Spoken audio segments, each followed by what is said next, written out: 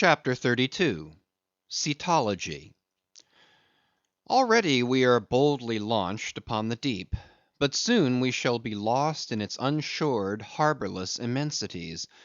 Ere that come to pass, ere the Pequod's weedy hull rolls side by side with the barnacled hulls of the Leviathan, at the outset it is but well to attend to a matter almost indispensable to a thorough appreciative understanding of the more special Leviathanic revelations and illusions of all sorts which are to follow. It is some systematized exhibition of the whale in his broad genera that I would now fain put before you. Yet it is no easy task. The classification of the constituents of a chaos, nothing less is here essayed. Listen to what the best and latest authorities have laid down. "No branch of zoology is so much involved as that which is entitled Cetology," says Captain Scoresby, A.D. 1820. "It is not my intention, were it in my power, to enter into the inquiry as to the true method of dividing the Cetacea into groups and families. Utter confusion exists among historians of this animal," (Sperm Whale), says Surgeon Beale, A.D. 1839. "Unfitness to pursue our research in the unfathomable waters," "impenetrable veil covering our knowledge of the Cetacea," "a field strewn with thorns," "all these incomplete indications but serve to torture us naturalists." Thus speak of the whale, the great Cuvier and John Hunter, and Lesson, those lights of zoology and anatomy. Nevertheless, though of real knowledge there be little, yet of books there are a plenty; and so, in some small degree, with cetology or the science of whales. Many are the men, small and great, old and new, landsmen and seamen, who have at large or in little written of the whale. Run over a few: the authors of the Bible, Aristotle, Pliny, Aldrovandi, Sir Thomas Browne, Gesner, Ray, Linnaeus, Rondeletius, Willoughby, Green, Artedi, Sibbald, Brisson, Martin, Lacépède, Bonterre, Desmarest, Baron Cuvier, Frederick Cuvier, John Hunter, Owen, Scoresby, Beale, Bennett, J. Ross Browne, the author of Miriam Coffin, Olmsted, and the Reverend T. Cheever. But to what ultimate generalizing purpose all these have written, the above cited extracts will show. Of the names in this list of whale authors, only those following Owen ever saw living whales, and but one of them was a real professional harpooneer and whaleman, I mean Captain Scoresby. On the separate subject of the Greenland or right whale, he is the best existing authority.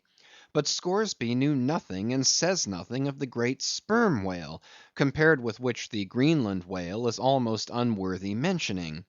And here be it said, that the Greenland whale is a usurper upon the throne of the seas.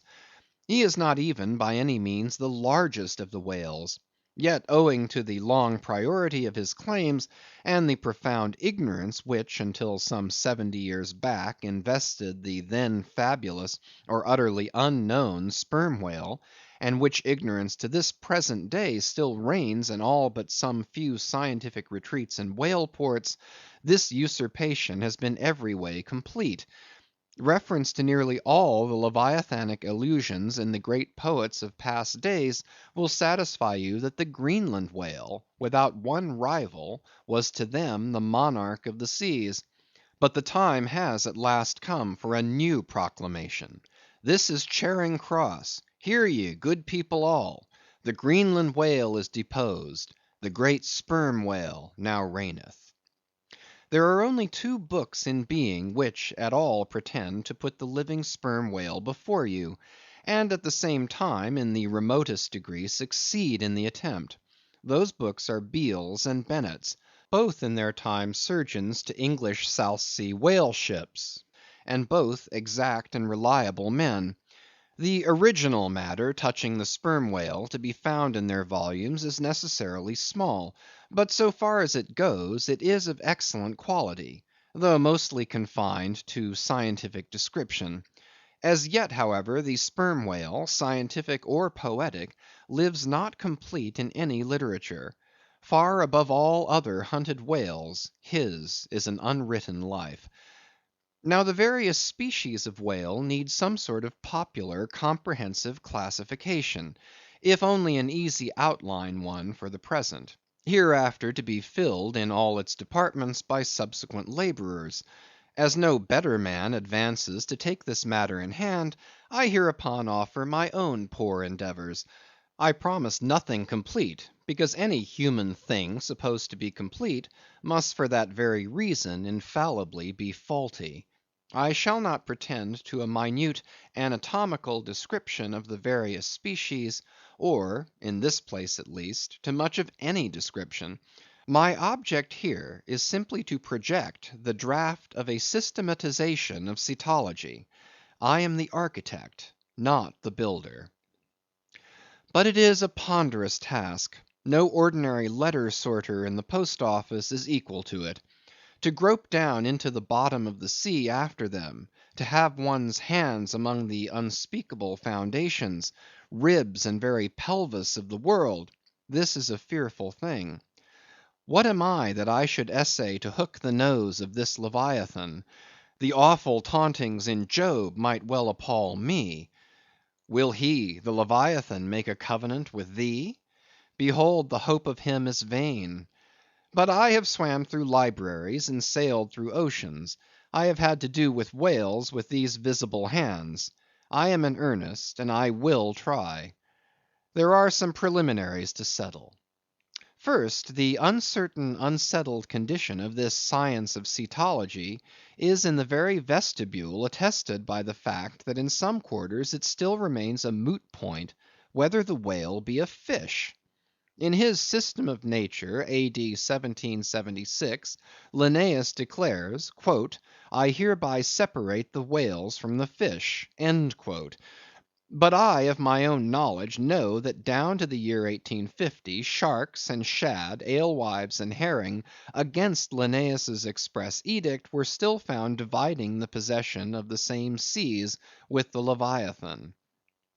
The grounds upon which Linnaeus would fain have banished the whales from the waters, he states as follows: "On account of their warm bilocular heart, their lungs, their movable eyelids, their hollow ears, penem intrantem feminam mammis lactantem," and finally, "ex lege naturae jure meritoque." I submitted all this to my friends Simeon Macey and Charley Coffin, of Nantucket, both messmates of mine in a certain voyage, and they united in the opinion that the reasons set forth were altogether insufficient. Charley profanely hinted they were humbug.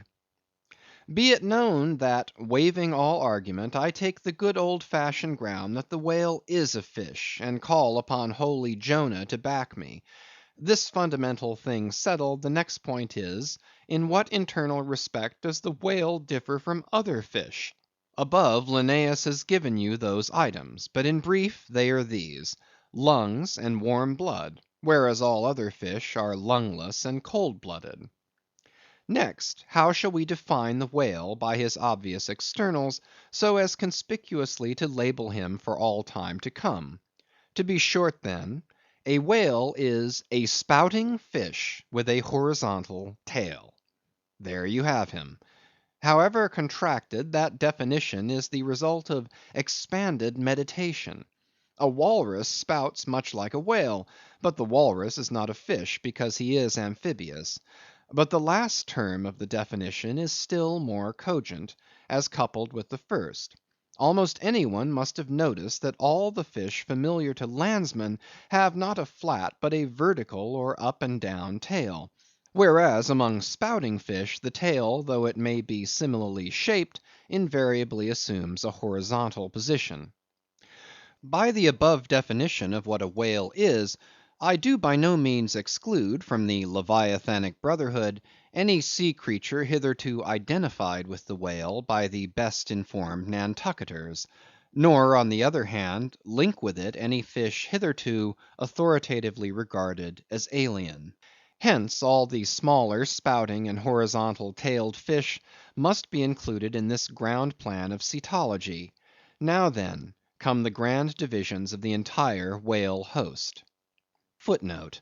I am aware that down to the present time the fish styled lamatins and dugongs (pigfish and sowfish of the coffins of Nantucket) are included by many naturalists among the whales; but as these pigfish are a noisy contemptible set, mostly lurking in the mouths of rivers and feeding on wet hay, and especially as they do not spout, I deny their credentials as whales, and have presented them with their passports to quit the kingdom of Cetology.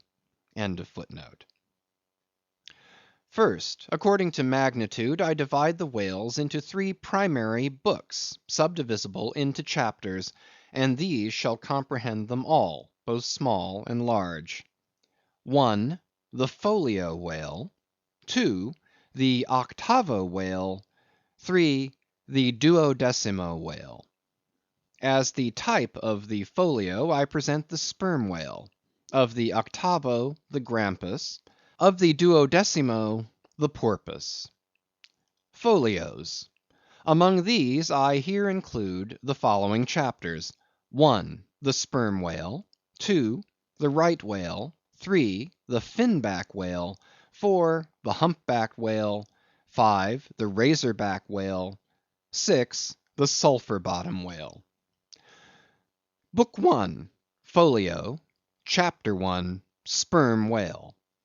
This whale, among the English of old vaguely known as the Trumpa whale, and the Physeter whale, and the Anvil-headed whale, is the present cachalot of the French, and the Potzfisch of the Germans, and the Macrocephalus of the long words. He is without doubt the largest inhabitant of the globe, the most formidable of all whales to encounter, the most majestic in aspect, and lastly, by far, the most valuable in commerce; he being the only creature from which that valuable substance, spermaceti, is obtained. All his peculiarities will, in many other places, be enlarged upon. It is chiefly with his name that I now have to do. Philologically considered, it is absurd. Some centuries ago, when the sperm whale was almost wholly unknown in his own proper individuality, and when his oil was only accidentally obtained from the stranded fish, in those days spermaceti, it would seem, was popularly supposed to be derived from a creature identical with the one then known in England as the Greenland or right whale. It was the idea also that this same spermaceti was that quickening humor of the Greenland whale which the first syllable of the word literally expresses. In those times also spermaceti was exceedingly scarce, not being used for light, but only as an ointment and medicament. It was only to be had from the druggists as you nowadays buy an ounce of rhubarb. When, as I opine, in the course of time, the true nature of spermaceti became known, its original name was still retained by the dealers, no doubt to enhance its value by a notion so strangely significant of its scarcity. And so the appellation must have at last come to be bestowed upon the whale from which this spermaceti was really derived. Book I. Folio. Chapter II.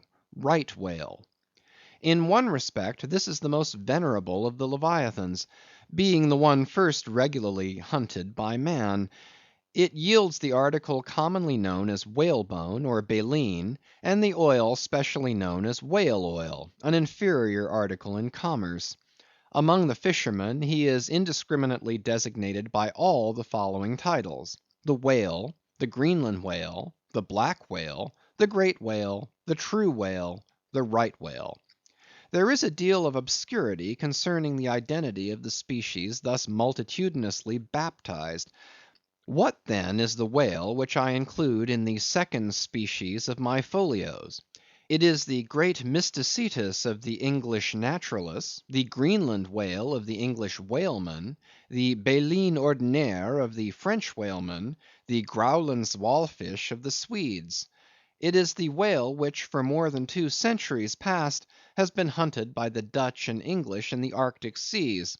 It is the whale which the American fishermen have long pursued in the Indian Ocean, on the Brazil banks, in the Norwest coast, and in various other parts of the world designated by them right whale cruising grounds. Some pretend to see a difference between the Greenland whale of the English and the right whale of the Americans, but they precisely agree in all their grand features. Nor has there yet been presented a single determinate fact upon which to ground a radical distinction. It is by endless subdivisions based upon the most inconclusive differences that some departments of natural history become so repellingly intricate. The right whale will elsewhere be treated of at some length, with reference to elucidating the sperm whale. Book I, Folio, Chapter 3, Finback. Under this head I reckon a monster which by the various names of Finback, Tall Spout, and Long John has been seen almost in every sea, and is commonly the whale whose distant jet is so often descried by passengers crossing the Atlantic, in the New York packet tracks. In the length he attains, and in his baleen, the Finback resembles the right whale, but is of a less portly girth, and a lighter color, approaching to olive. His great lips present a cable-like aspect, formed by the intertwisting, slanting folds of large wrinkles. His grand distinguishing feature, the fin, from which he derives his name, is often a conspicuous object. This fin is some 3 or 4 feet long, growing vertically from the hinder part of the back, of an angular shape, and with a very sharp, pointed end. Even if not the slightest other part of the creature be visible, this isolated fin will, at times, be seen plainly projecting from the surface. When the sea is moderately calm, and slightly marked with spherical ripples, and this gnomon-like fin stands up and casts shadows upon the wrinkled surface, it may well be supposed that the watery circle surrounding it somewhat resembles a dial, with its style and wavy hour lines graved on it. On that Ahaz dial the shadow often goes back. The Finback is not gregarious. He seems a whale hater, as some men are man haters. Very shy, always going solitary, unexpectedly rising to the surface in the remotest and most sullen waters, his straight and single lofty jet rising like a tall misanthropic spear upon a barren plain, gifted with such wondrous power and velocity in swimming as to defy all present pursuit from man, this Leviathan seems the banished and unconquerable Cain of his race, bearing for his mark that style upon his back. From having the baleen in his mouth, the Finback is sometimes included with the right whale among a theoretic species denominated whalebone whales, that is, whales with baleen. Of these so-called whalebone whales there would seem to be several varieties, most of which, however, are little known. Broad-nosed whales and beaked whales, pike-headed whales, bunched whales, under-jawed whales, and rostrated whales, are the fishermen's names for a few sorts. In connection with this appellative of whalebone whales, it is of great importance to mention that however such a nomenclature may be convenient in facilitating allusions to some kinds of whales, yet it is in vain to attempt a clear classification of the Leviathan, founded upon either his baleen, or hump, or fin, or teeth; notwithstanding that those marked parts or features very obviously seem better adapted to afford the basis for a regular system of cetology than any other detached bodily distinctions which the whale in his kinds presents. How then? The baleen, hump, back fin, and teeth, these are things whose peculiarities are indiscriminately dispersed among all sorts of whales, without any regard to what may be the nature of their structure in other and more essential particulars. Thus the sperm whale and the humpbacked whale each has a hump, but there the similitude ceases.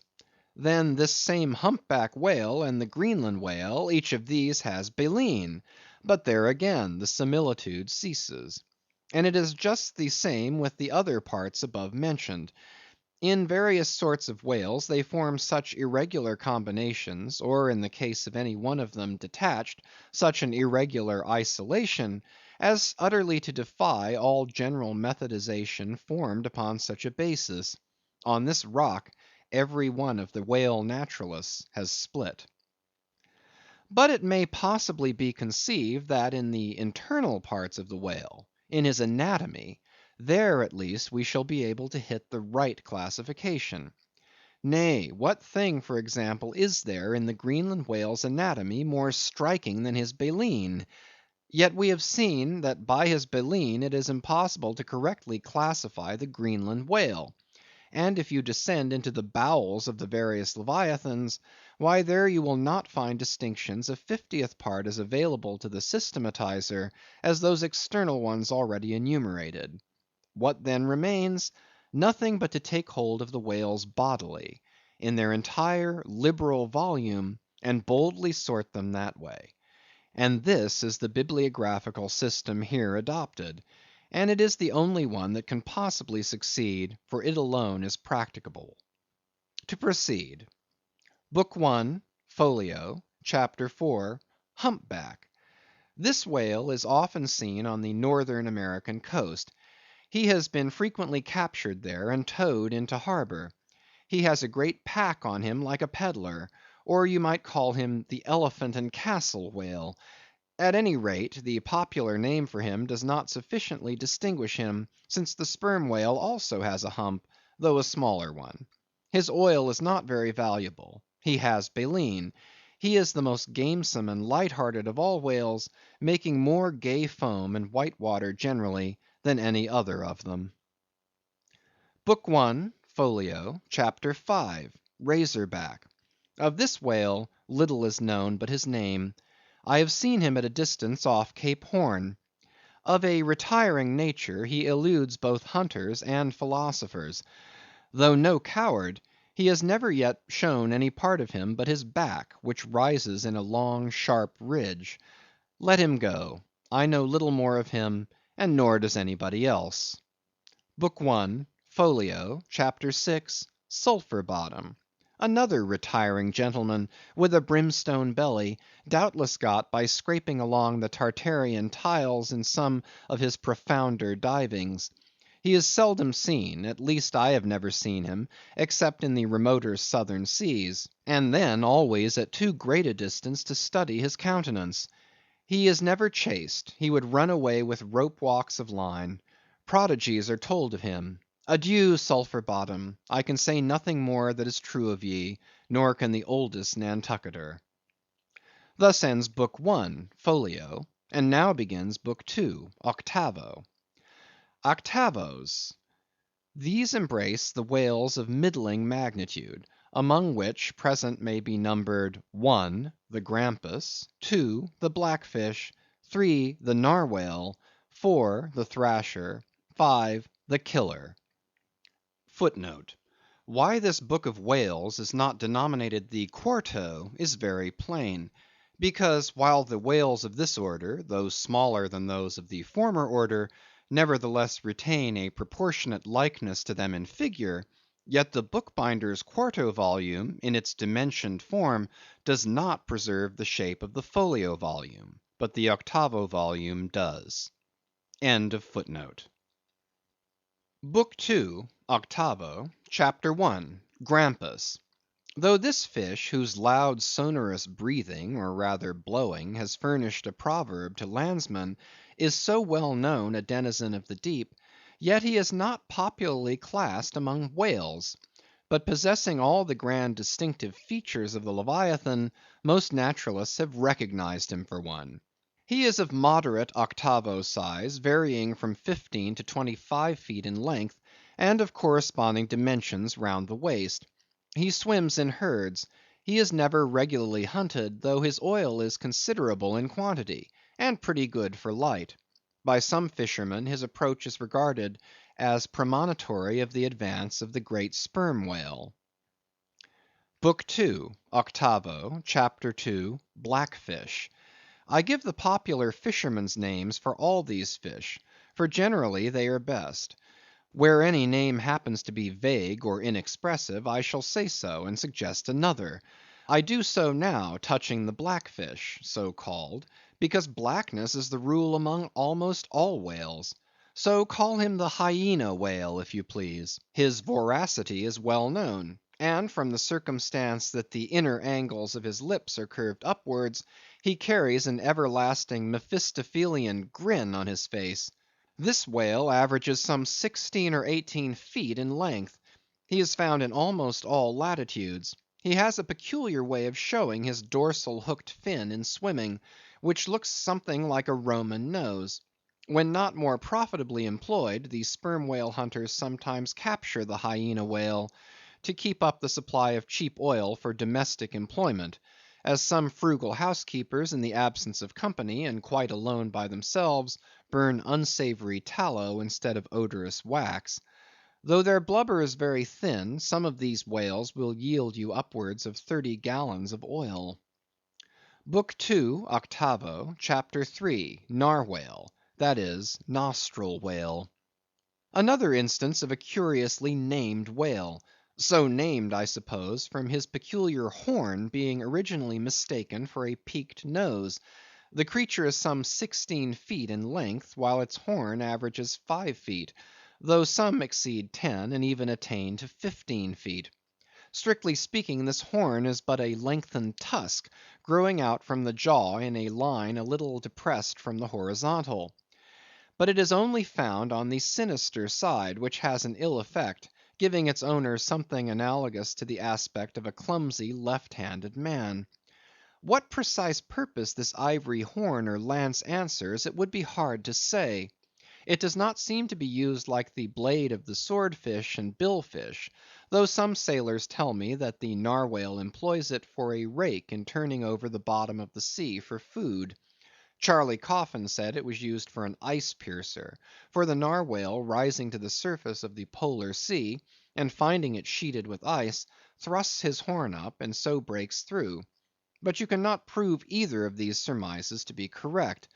My own opinion is, that however this one-sided horn may really be used by the narwhale, however that may be, it would certainly be very convenient to him for a folder in reading pamphlets. The narwhale I have heard called the tusked whale, the horned whale, and the unicorn whale. He is certainly a curious example of the unicornism to be found in almost every kingdom of animated nature. From certain cloistered old authors I have gathered that this same sea unicorn's horn was in ancient days regarded as the great antidote against poison, and as such preparations of it brought immense prices. It was also distilled to a volatile salts for fainting ladies, the same way that the horns of the male deer are manufactured into hartshorn. Originally it was in itself accounted an object of great curiosity. Blackletter tells me that Sir Martin Frobisher, on his return from that voyage when Queen Bess did gallantly wave her jewelled hand to him from a window of Greenwich Palace, as his bold ship sailed down the Thames, "When Sir Martin returned from that voyage," saith Blackletter, "on bended knees he presented to her Highness a prodigious long horn of the narwhale, which for a long period after hung in the castle at Windsor." An Irish author avers that the Earl of Leicester on bended knees did likewise present to her Highness another horn, pertaining to a land beast of the unicorn nature. The narwhale has a very picturesque leopard-like look, being of a milk-white ground colour, dotted with round and oblong spots of black. His oil is very superior, clean and fine, but there is little of it, and he is seldom hunted. He is mostly found in the circumpolar seas.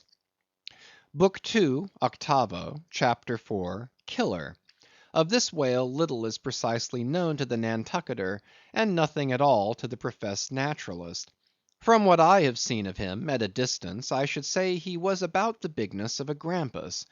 He is very savage, a sort of Fiji fish. He sometimes takes the great folio whales by the lip, and hangs there like a leech till the mighty brute is worried to death. The killer is never hunted. I never heard what sort of oil he has. Exception might be taken to the name bestowed upon this whale on the ground of its indistinctness. For we are all killers, on land and on sea, Bonapartes and sharks included.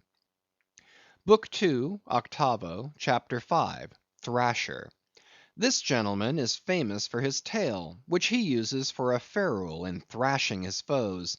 He mounts the folio whale's back, and as he swims, he works his passage by flogging him, as some schoolmasters get along in the world by a similar process.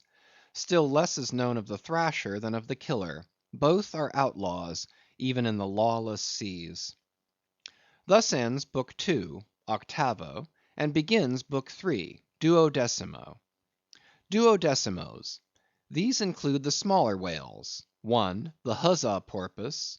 2. The Algerine porpoise. 3. The mealy-mouthed porpoise. To those who have not chanced specifically to study the subject, it may possibly seem strange that fishes not commonly exceeding 4 or 5 feet should be marshalled among whales, a word which, in the popular sense, always conveys the idea of hugeness.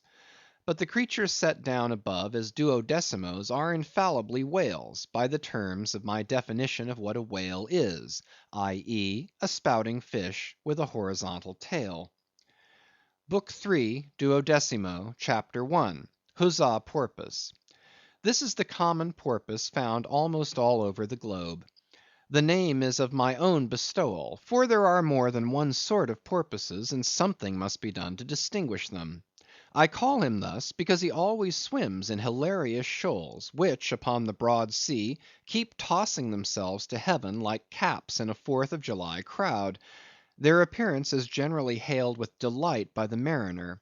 Full of fine spirits, they invariably come from the breezy billows to windward. They are the lads that always live before the wind. They are accounted a lucky omen. If you yourself can withstand 3 cheers at beholding these vivacious fish, then heaven help you. The spirit of godly gamesomeness is not in you. A well-fed, plump Huzzah porpoise will yield you 1 good gallon of good oil, but the fine and delicate fluid extracted from his jaws is exceedingly valuable. It is in request among jewelers and watchmakers. Sailors put it on their hones. Porpoise meat is good eating, you know. It may never have occurred to you that a porpoise spouts. Indeed, his spout is so small that it is not very readily discernible.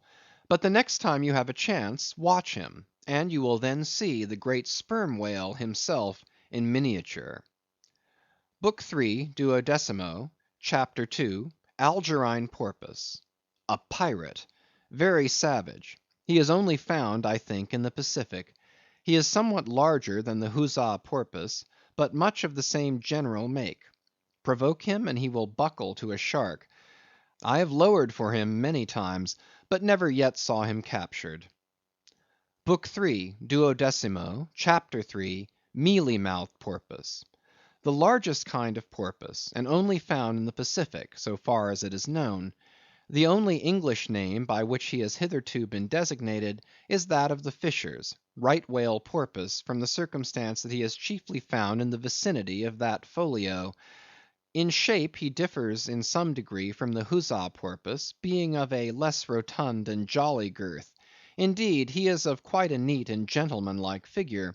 He has no fins on his back; most other porpoises have. He has a lovely tail, and sentimental Indian eyes of a hazel hue. But his mealy mouth spoils all.